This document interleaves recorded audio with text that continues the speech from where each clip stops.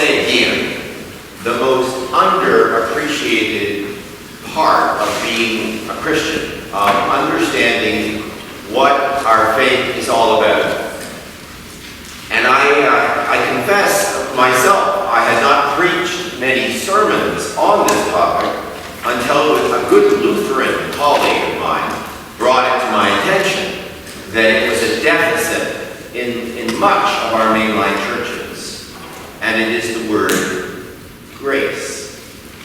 It's used a lot. If you look at our hymn book, right, John? You will find the word grace in almost every hymn. Yep, including probably the most popular of all, Amazing Grace. Yeah. So, but it's rarely discussed as something that we believe in and what it means.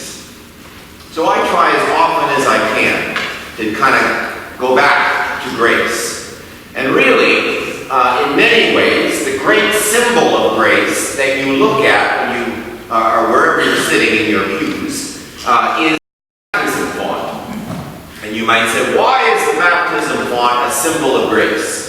Well, when we baptize children or infants, they are not passing a test. They are not deemed worthy. They are not merited. They are baptized because we believe they are a gift by God to us. Now, you might say, well, maybe they are a gift to a particular family based on something. I would argue, not so much. If you look at where children come and go, it seems to me, no way that you could argue that the persons who receive children are somehow worthy and those who don't.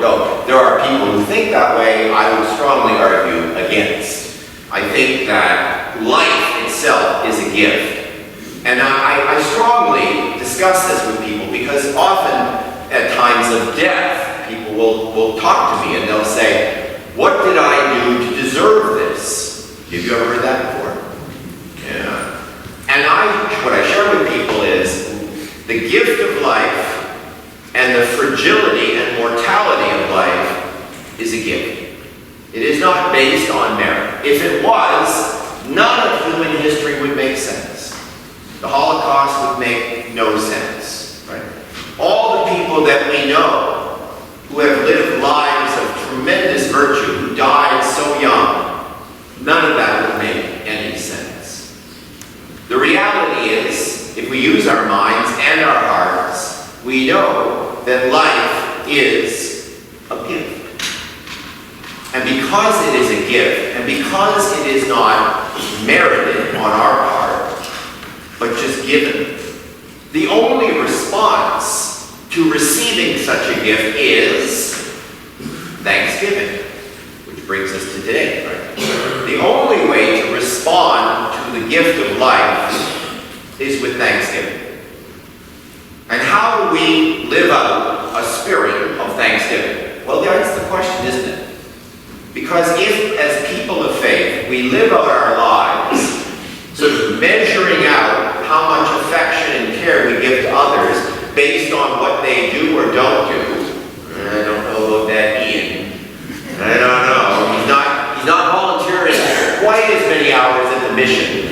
He doesn't spend 24/7 at the Bethany. Well, pretty close. I don't know. Should I be kind to Ian? Well, he gives me water, so yes, I will. The reality is that because all of this is a gift to us, how can we withhold our love from someone else? Right? We have affection for the well-being of all of God's creation. One of my favorite quotes is from one of the great saints of the church, St. Augustine, who I read one of his books in college called Confessions. And the reality of Augustine is that he was a person of renowned sin. He did sin like Vegas style. And he was able to overcome that and become one of the great theologians of the church. And he has this wonderful quote, which I will paraphrase for you, which says in essence, God made us to be in relationship with God. God made us to be in relationship with God. And our hearts are restless until they find rest in God. And so, I believe that's true. All of us are in need of finding that rest. That rest. And of course, all of the expressions of religion, whether it's Hinduism or Buddhism or Christianity, all expressions of religion are in need of the human to find rest in some other. For us, as Christians, we believe that the perfect rest is in the life and the death and the resurrection of Jesus. We find rest in that, in Him. I find rest in Him, in life of Jesus. And that's contrasted by the unrest that we feel when we don't find that place.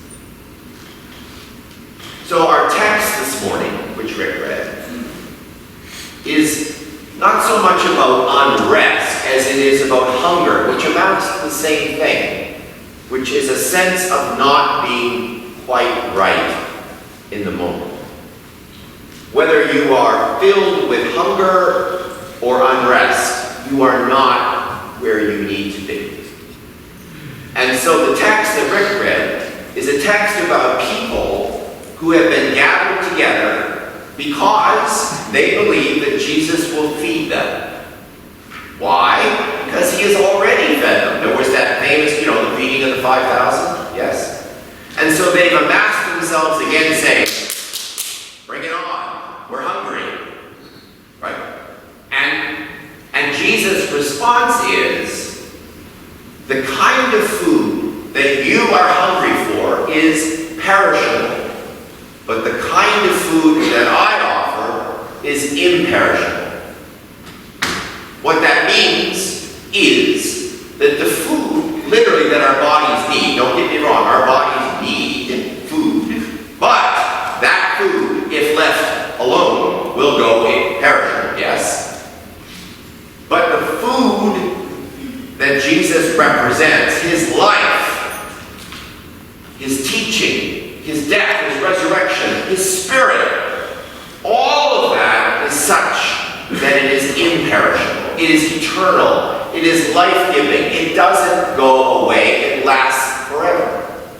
And this is the great gift. And all the commentators say that in the Gospel of John, we have this notion that a relationship with Jesus is what is life-giving. And the other story, I think, more than any other that illustrates this, of course, is the woman at the well. Remember that story?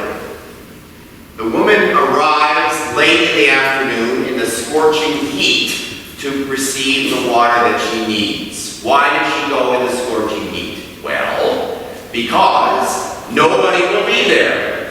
Why is it important to her that nobody is there? Because she has been divorced many times. She feels the shame of that. And so she goes so that she can do this alone, receive her water, and sort of go away. And who is there at the well? Jesus. Who breaks all the taboos because Jesus is a Jew and the woman is a Samaritan. Strike number one. Furthermore, Jesus, as a prophet, is considered to be pure, holier than others. The woman at the well is divorced, and she does not feel like this. Strike number two. And I know it's hard for us to understand this, but in that culture, alone, a man and a woman who are not kin talking to one another was very, very bad. Very bad. Strike number three. And Jesus says to her, I have water to give you. And she, of course, as most people of a religious mindset would have, is thinking quite literally, right? Water, bring it on, I want water. And as Jesus talks to her, he makes it clear that what he's offering to her is not the water that she has in her container. It is living water, the spirit of life, a purpose, an understanding, a relationship that brings to her a whole new understanding of who she is, where she is, and what she's about. And this begins inside her to change. And the shame is going away. And the new understanding of the world is emerging. And her passion for life is, she cannot contain it. And Jesus tells her, look, just go and be. And she can't help herself. She runs into the village and tells everybody that she has met someone who has unlocked all of the things that have held her back forever. Great story. So what is perishable and unperishable in our lives? You've heard me say before, if you've ever attended a funeral that I've done, that often the things that people assume are imperishable are perishable. What do I mean by that? I sit with many people who have been diagnosed with some terminal illness. I sit with people who are on the midst and the threshold of their death. And we talk.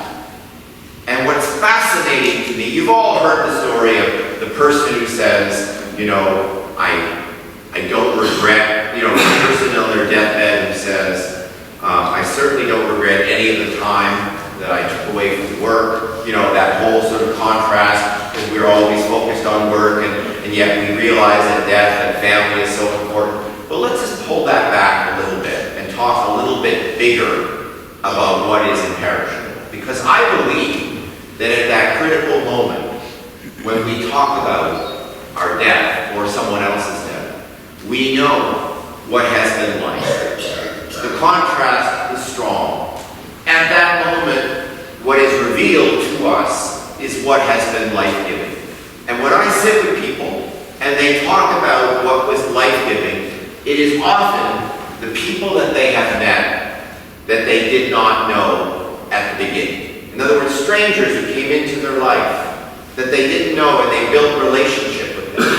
And it was a grand experience. Or it was a gift that they never expected, or they never thought they were worthy of. Someone who saw something in them that no one else saw, and it turned them into everything that they were. These are the things that people hold as life-giving.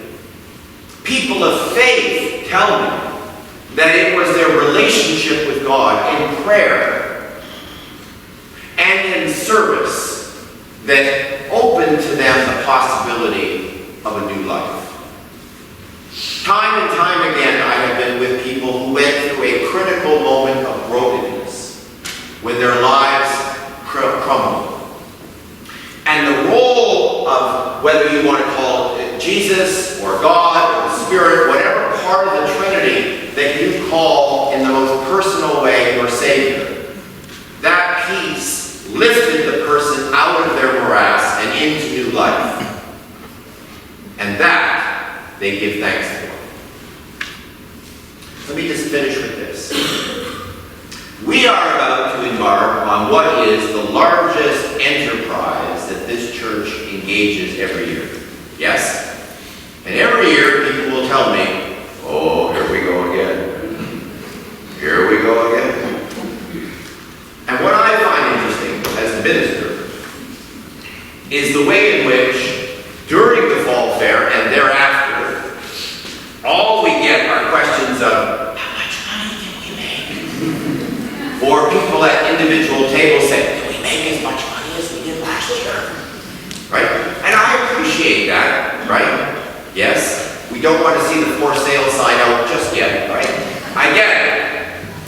But let me go back and say that is a perishable thing. What is imperishable are the relationships that are formed during the time when all those things are coming into the church and the people are there to receive them. What is imperishable are the relationships between our coordinators. What is imperishable are the people who show up on Saturday morning from the community. Every year, someone shows up and they say to me, "Wow, this is amazing. What time is your service?" Right? People are amazed that we are able to do this. Right? We're not the largest congregation in Halifax, but we put on the largest yard sale you can imagine. And I know it's hard work, and I know it's tiring. But my friends, it is an opportunity for us to engage one another and see one another and offer to one another the bread of life, the living water, that which lifts us away from our reality. And if it's possible during this weekend, if this is possible, I hope it is, that as you're about doing your work and attending to the important details of what you need to do, please think of the imperishable of this event. The memories that will last, the laughter, the joy, all the relationships that you will build in this weekend. These are the things that at the end of our lives we hold on to. The same is true, Ian, for the men's supper. Yes, every year we ask people for money. We ask them to sign up, and the men join. What you don't know is that often at the end of their lives, when I'm meeting with the families, even though the men have only been part of the men's group for 2 or 3 years, their partners and their families will say, "Can the men's group participate in the funeral?" And I say, "I think so." Why is that? They love going on Wednesday nights. Everyone knew their name. Remember, Ian, when we had the men be the ushers? Yeah. And finally, I'll say this. Every year we receive a couple of beautiful letters from parents of children who participate in our Wednesday afternoon activity, Jam.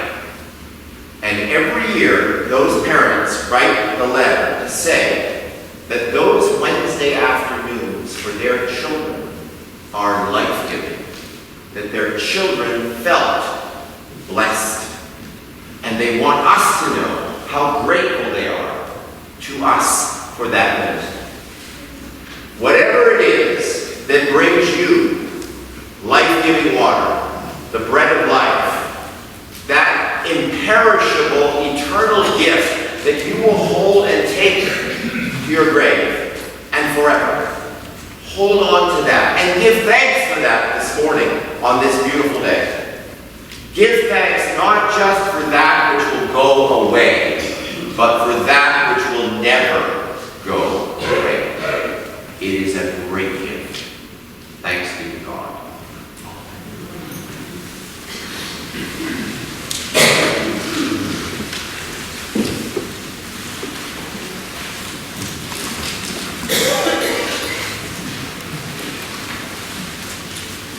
We're going to sing number 344, and we're going to stand or sit. What do you think, wise man? Sit. We're going to sit and sing "How Sweet the Name of Jesus Sounds." 344. Please remain seated.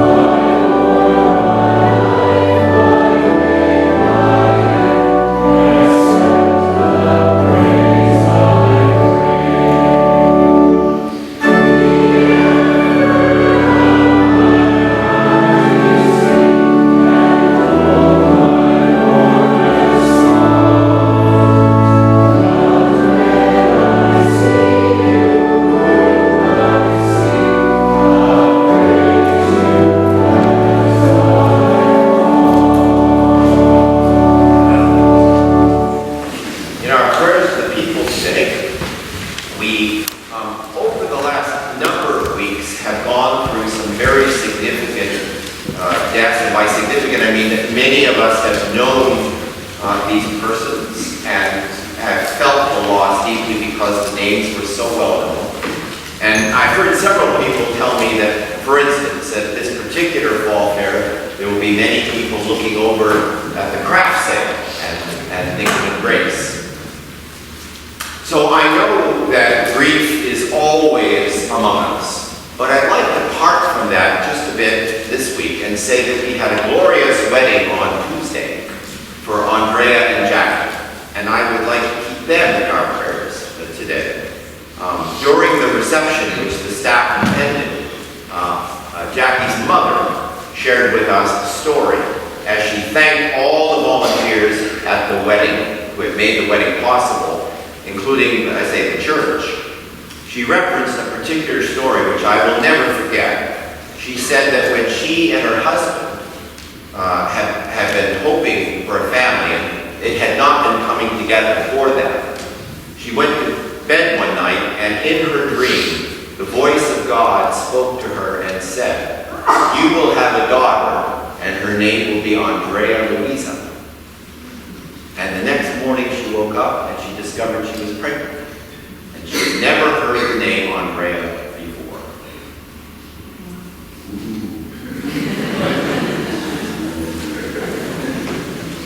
Anyway, we keep them in our prayers. We keep all love in our prayers. For love is what keeps us alive. Let us pray. God, we give thanks for the gift of life and love. Your Spirit is an imperishable gift. How we define that Spirit is often difficult. It's not something we can categorize, describe in detail. It is hard to put into words what is imperishable. But our hearts know, because our hearts find rest when the imperishable gift is discovered. For the imperishable gift of life and love that you give us individually and collectively, we give thanks. For the gift of grace, our unmerited gift of life, we give thanks. And in return, our thanksgiving, not based on reciprocity, not measured out in terms of what others do for us and what we will do for them, but rather this notion that your gift to us is so abundant that we feel compelled to love others as you have loved us.